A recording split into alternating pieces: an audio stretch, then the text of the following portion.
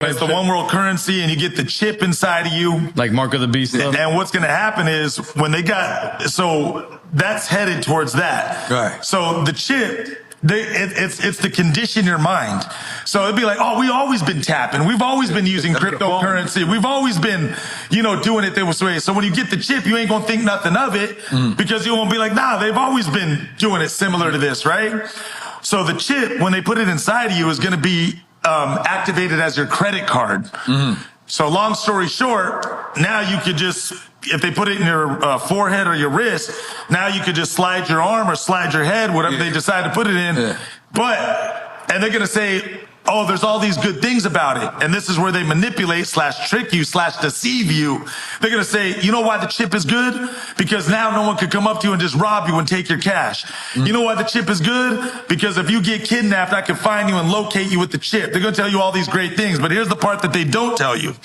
If you do not comply with the government, and you do not do what the government says, all they got to do is simply turn that chip off. And now your credit card don't work. And now you can't even go to Carl's Jr. and get a cheeseburger. Now you can't even go get tacos or eat. And now, in order for that chip to be turned back on / activated, you got to be under control and the mercy of the government and what they tell you to do to be able to even shop for food or whatever else is that you want to get.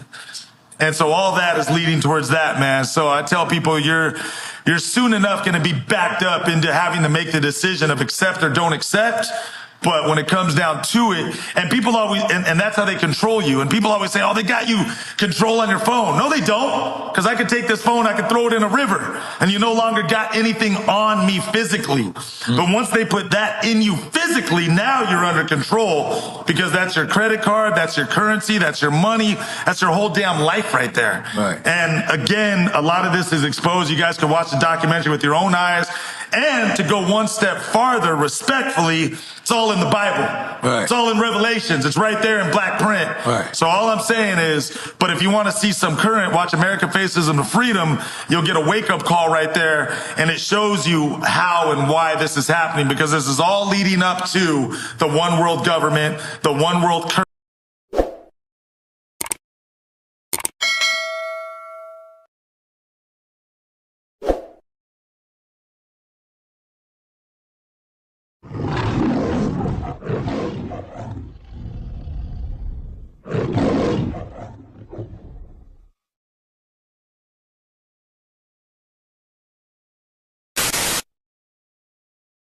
Now, I had this dream probably about a week ago, and I wanted to wait till the perfect time to make the video on it.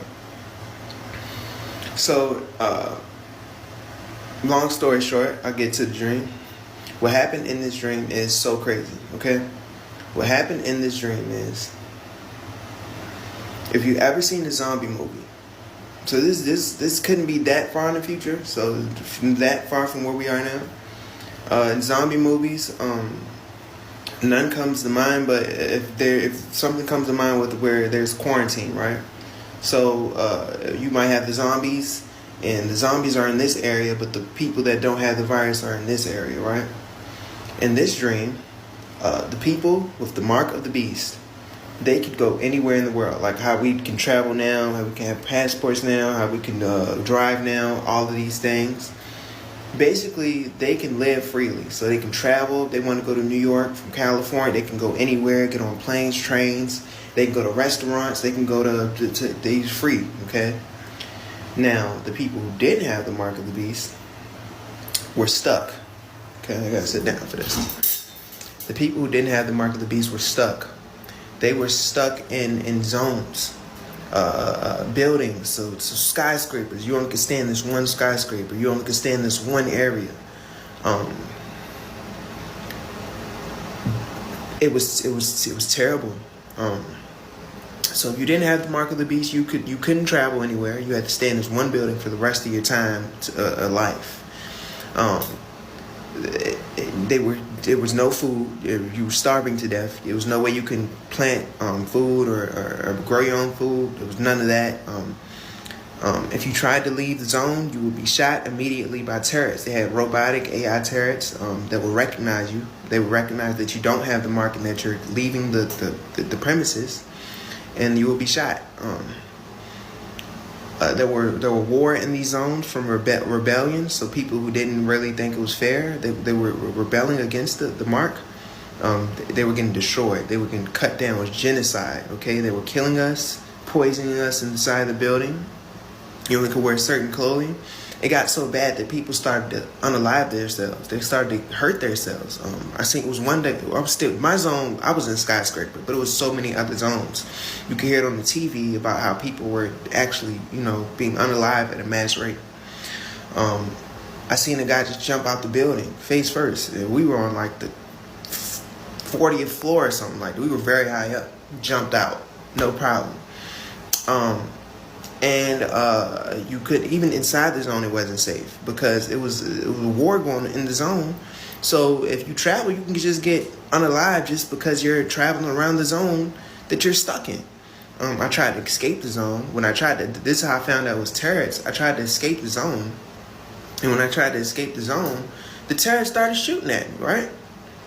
Now, when the terrorists started shooting at me, God kept me alive through the dream, so, probably in real life I would have got cut down, but the terrorists started shooting at me, but God wanted me to he wanted to show me something. What he showed me is that the people with the mark of the beast, they were traveling through the zone, out the zone, wherever they wanted to travel, walking. The terrorist was shooting at me, and these are very large, high caliber bullets. The people with the mark of the beast didn't even notice that I was being shot at. They didn't even care. It was like a virtual reality headset, but without the virtual reality headset. Like, they looked like normal people. It wasn't no mark or circle on it. Like, I knew it was all digital, so it had to be like a link in their heads or in their hand. And they didn't even notice the outside world. They didn't notice the genocide. They didn't notice anything. Everything was selfish. Everything was just about them, about where they wanted to go, about how they wanted to do things. And the link actually buffered out, made them blind, literally, to our starvation, our death, it made them blind to everything.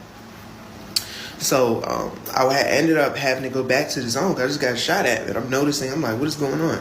So I had to go to an important place because the feeling was so terrible inside the zone is if you stayed there, you would die. And I sent to a place, I don't know where, but I got sent to a place and they smuggled me.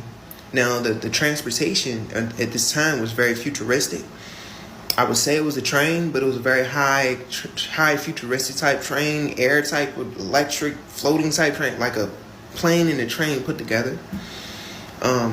Basically, the people that smuggled me on this train, I was sitting in the compartment, but I guess I was too big for the compartment. And I ended up having to leave the compartment because it was like agents walking around. Something happened where I had to leave the compartment, okay? When I left the compartment, I was already outside the zone. So I was past the terrorists, but if you get found outside the zone, you will die, okay? It wasn't no trial, no police. They're going to catch you and you're going to die. It's just what it is. I'm outside the compartment. I'm walking around the train. I'm scared as I don't know what. So I'm sitting down. Now the guy comes on the train, scanning people's heads, scanning the marks to pay for the train ticket. As he's scanning the marks, he's going down, and I'm sitting beside this empty seat. I'm sitting beside, and I'm like, I'm scared. Okay, so I called on the name of I prayed. I said, please save me. I don't want to die. I was honest, and he got to the guy beside me. And I just had faith, ultimate faith. I was just like, F it. If whatever's going to happen, I'm going to keep my faith. He went to scan the guy beside me. And I called him. He walked past me. He walked, the guy that's scanning, the train ticket guy, he walked past. I was invisible. God made me physically invisible to this guy. He didn't even notice me. And I know it was God because he was about to scan me. But it's just like, it was something just... It was like God can control. God still had authority.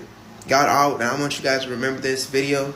If you see it now or in the future, God always has the final say, so the final authority. When he walked off, my heart, it was like the relief. I had a feeling of relief inside the dream, and it was just so amazing. And after that, I had woke up.